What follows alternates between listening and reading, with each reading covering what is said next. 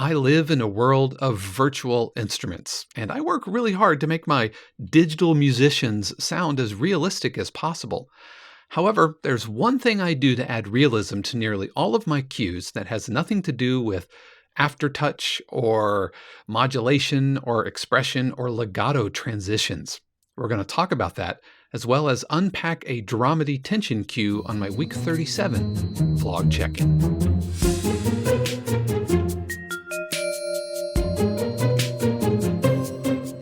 What is up? What is up? This is Dave Croft. Thank you so much for joining me for my week 37 vlog check-in.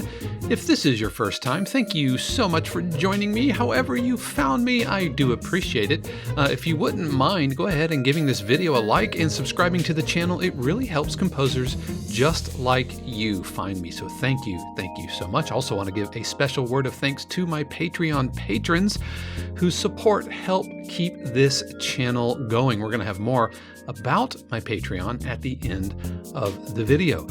If you want to skip over the vlog portion of today's video, you can check out the timestamps in the description below, but we're going to be talking about the one thing that I do that adds more realism to my tracks than any amount of MIDI programming, any amount of effects, any amount of all of the business you do in the DAW. And it actually has nothing to do with the DAW. And here it is.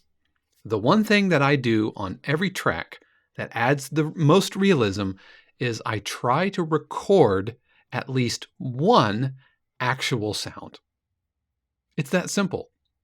I try to record something on every track, regardless of whether or not it's a hip-hop track, a dramedy track, tension cue, uplifting, inspirational, positive, whatever. I try to record at least one thing on every single track. And what this does is it adds a veneer, a sheen of realism that elevates all of your MIDI instruments and makes them sound more real. Because what happens is we get into the territory of the uncanny valley with MIDI instruments. And if you're unfamiliar with the term, the uncanny valley, it's actually, I believe it's a robotics term. And the concept is the closer we get to recreating real life, the bigger the disparity between what's authentically real and what's artificial becomes. And it creates this weird unease. If you're not familiar with it, I guarantee you've experienced it by like the Polar Express. I love that movie. It's one of my favorite movies. We watch it every single Christmas. But in the director's pursuit of realism, they approached the uncanny valley where things just feel a little uneasy. It's not quite right versus something like watching The Incredibles or Up, or anything by Pixar, who you watch a Pixar movie and the hair looks real, the cloth, the textures look real, but the characters aren't looking to look like photorealistic humans. But you watch like The Polar Express or the movie Beowulf or Final Fantasy, The Spirits Within, where they were replacing live actors with digital actors. That's the uncanny valley. And that occurs in music as well, specifically with virtual instruments. The closer you are getting to virtual instruments recreating a live performance, then the more stark the differences can become. Like if something is fully synthetic, you don't have any problem believing it. Synth strings, synth brass, that kind of thing. You don't have any problem. Your mind releases its expectations on what those should sound like. However, as soon as you start getting like a string library involved, whether it's Spitfire strings or Project Sam or East West, or it doesn't matter. But as soon as you start bringing sampled instruments, then the listener's expectation kicks in, whether they know it or not, even like on a subconscious level. They know what strings should sound like. They know what a piano should sound like because they've heard thousands of recordings of these actual acoustic instruments. And so software developers and sample makers work really hard to bridge that gap. But at the end of the day, we are still using a synthetic device to create or attempt to create an acoustic recording. And those little variations, even just the way that, strings sound in a room, or how the brass reverberates into another microphone, all of these things, which companies like Spitfire and like the BBCSO plugin look to recreate. And that's great. I use those libraries all the time. But you're still left with an artificial performance. So what we want to do is put something real. We want to put a realistic wrapper around it. If you've ever watched really high-end computer graphics, then this concept would be like taking a photo of an object and wrapping the photo of the object around the geometry created in a virtual space. So you have a building, and instead of recreating the entire building in CG, computer graphics, you take the geometry of the building, take a photo of an actual real building, and wrap that around the geometry in the computer, and what you're left with is something that looks shockingly realistic. That's a lot of what's going on in The Mandalorian. They'll take photos of spaces and wrap it around the geometry, not to mention some other, cinematic techniques that make The Mandalorian look so realistic. But that concept applies to digital virtual instruments as well. Now, if you can, try, let's say you're programming some strings. If you have a string player friend, then bring them over and have them lay one string line on top of your MIDI strings. You're going to be really surprised at how much more realistic those are going to sound. But I'll take it even one step further. By just recording something, and I've got the cue that we're going to listen to today. It's called Unravelable Rabble, kind of in a tongue twistery place. And I recorded several of my own elements, namely shakers. I record nearly all of my own shakers, snaps, and triangle. These are all things that are plentiful in sample instruments. But having like real shakers, or in this case, it's not an actual shaker, it's a piece of paper. I sampled a piece of paper,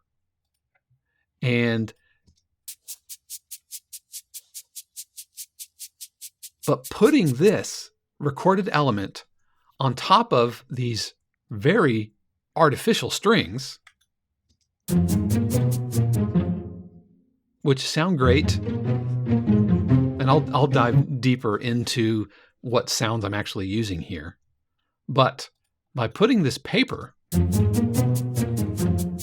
and then some recorded snaps,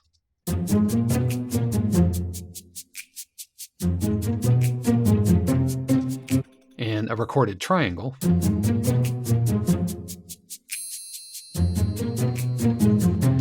and suddenly the realism of those shakers, of those recorded instruments, gets kind of unconsciously superimposed onto the virtual instruments. Again, even on just like a subliminal level. Whereas if I would have programmed shakers, then they would be digital virtual shakers on top of virtual strings. And so everything remains in the virtual world. And I think as composers, we're really quick to try to find really effective like shaker samples, or find snap samples, or triangle samples. Now, I'm fortunate as a percussionist to have a whole box just right down there, a whole box of toys, the little percussion toys from musical theater that I've collected over the years.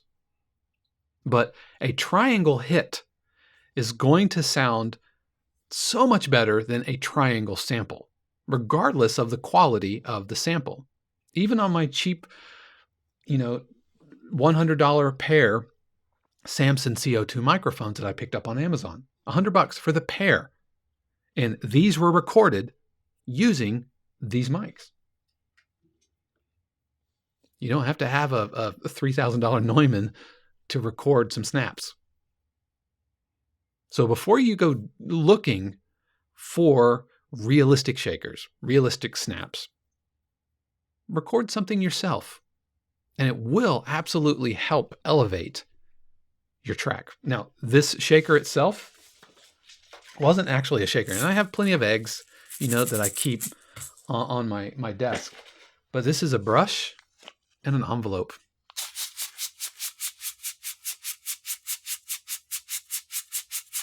That's all that's happening there. That's all that is. Doesn't have to be anything fancy. It's a brush and an envelope.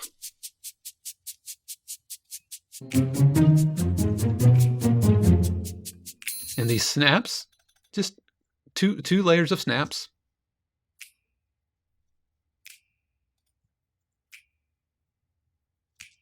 Put them together.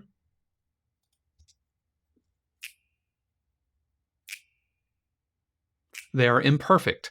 I want them to be imperfect. It's that imperfection, that organic quality that helps the other instruments sound more realistic. So what about you? What do you do to your tracks to make them sound realistic that goes beyond the DAW?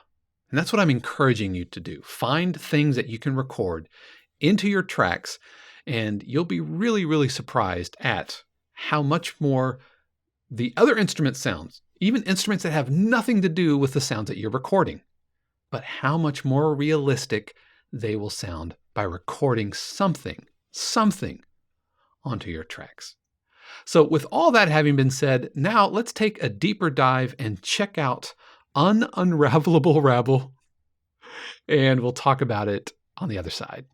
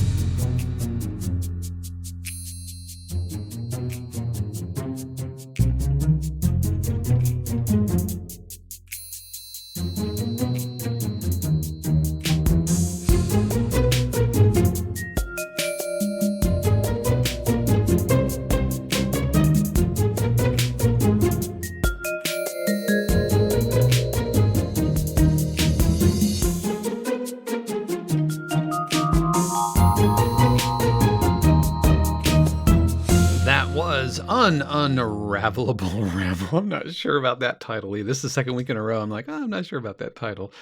But it is a dramedy tension cue. Dramedy, of course, combines the word drama and comedy. You've heard these types of cues a million times. And the motive started, this primary melodic motive started after my study. I'm working on some piano things, and I've been in a real F minor pentatonic F minor blues thing. So that's absolutely what's going on here. The primary melody is just kind of going up the blues scale into the first phrase. And and then into the second part of the phrase, boom, boom, boom, and in between the hole in the melody, we have bum bum bum bum bum bum bum. So there's that space, and they create kind of a call and response between the pizzicato strings and the triangle. And to mix it up, 2 hits. And then I layer an octave below. Sprinkle in the paper shake. Once again is like a piece of paper and a brush with some snaps to layer that together.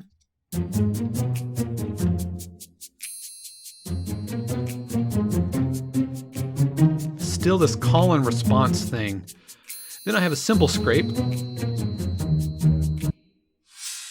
And this cymbal scrape is nothing but a thumb pick. When earlier this year, I was working on these Americana tension cues, and so I got a set of metal picks to learn like picking and everything for like banjo and that kind of thing. And it's just scraping the china. That's all it is. That's all it is. I tell you what, I've talked about my 22-inch stag china that I got for $100 on Amazon. That thing is a workhorse, is a beast. Highly recommend grabbing one of those because you can do bowed cymbal stuff, taps. It's really get a lot out of it. And I have a sound which is unique to this cue and unique to me, which I didn't even talk about when we talk about the realism in recording your own sounds. Is you're left, which is with a sound and a cue which is 100% unique to you. Because even though I can find this type of cymbal scrape in other libraries, they're not going to sound just like that. And you use the same cymbal scrape from the same sample library enough, and it starts sounding repetitive. And so I can guarantee you when I record it myself, it will sound new, it will sound unique, and no two will sound exactly alike. Okay, so I'm getting, I want to further develop my call and response. I am adding octaves above the top the top little hook here. So I have a upper octave hook and a lower octave hook. It's the same lick, boom, boom, boom, boom, boom, boom, boom. But I'm adding and layering an octave in the high melody, and I'm further embellishing the call and response. So instead of the triangle, now I'm doing a vibraphone lick.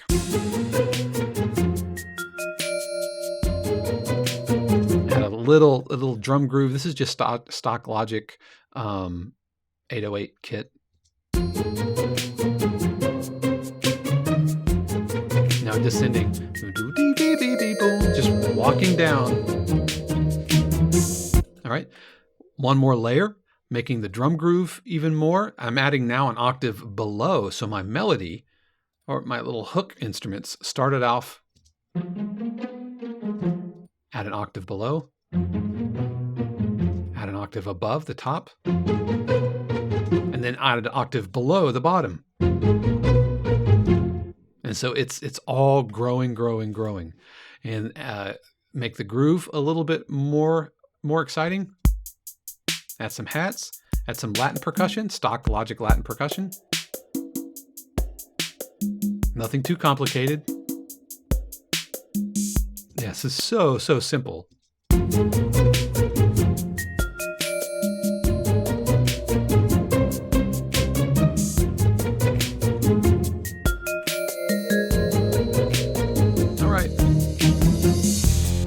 And now I'm coming into my breakdown. I'm going to pull the energy away. I'm going to leave that melody for a while, and I'm going to kind of smooth out the chords going from the minor 1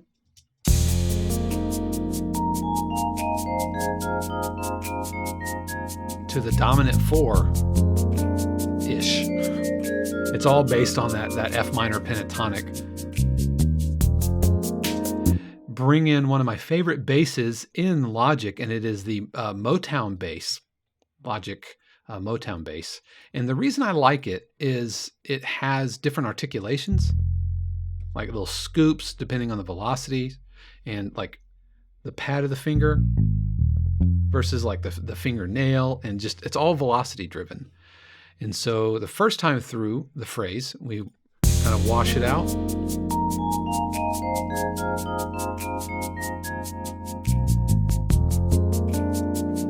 Now it's going to get a little funky with the bass playing octaves. Boom, boom, boom, boom, boom, boom, boom. That giant descending vibraphone line. Now we're coming back into my A section. Boom, boom, boom. Just the low octave. Add the upper octaves. Building, building, building, building. And now take it home.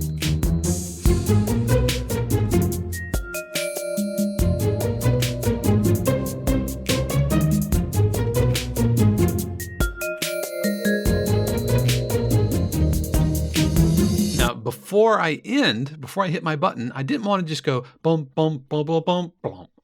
So I added a little tag.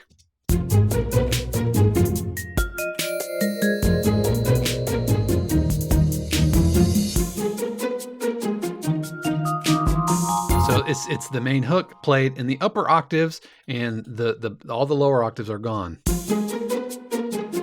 Now everybody together, including the bass guitar now playing the lick, and then mix up, because I mix up the rhythm of the final lick, because I want the button to hit the downbeat. So instead of bum bum bum bum bum bum bum bum dum bum I didn't want that kind of syncopation. Button, nice, easy, simple button, and that takes me to the end of the cue. Very simple melody that was just layered on top of each other, octaves above, octave below, but everything is helped out by the addition of these recorded elements. And you don't have to have a bunch of percussion instruments. This is, like I said, a piece of paper. You could do a piece of paper and a toothbrush. And we've already talked about my Tic Tac shaker here. You don't have to have all these fancy instruments. Go into your kitchen drawer and find a fork. Suspend a fork by a piece of dental floss and hit it with another fork, and you've got a triangle sound there.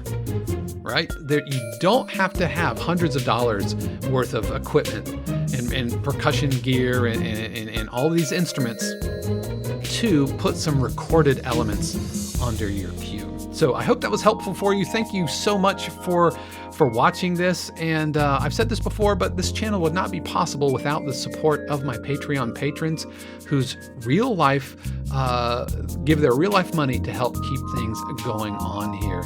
If you want to find out more about my Patreon, you can check out the link below. We do live streams every single week, and these live streams are a benefit to my patrons. So I want to absolutely thank them for their support. And also thank you for watching.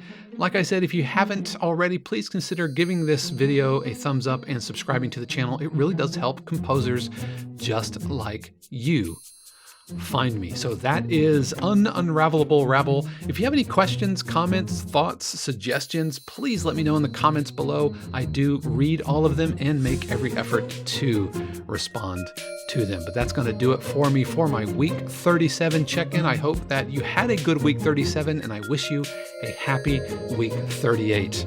We'll see you next time. Until then, peace.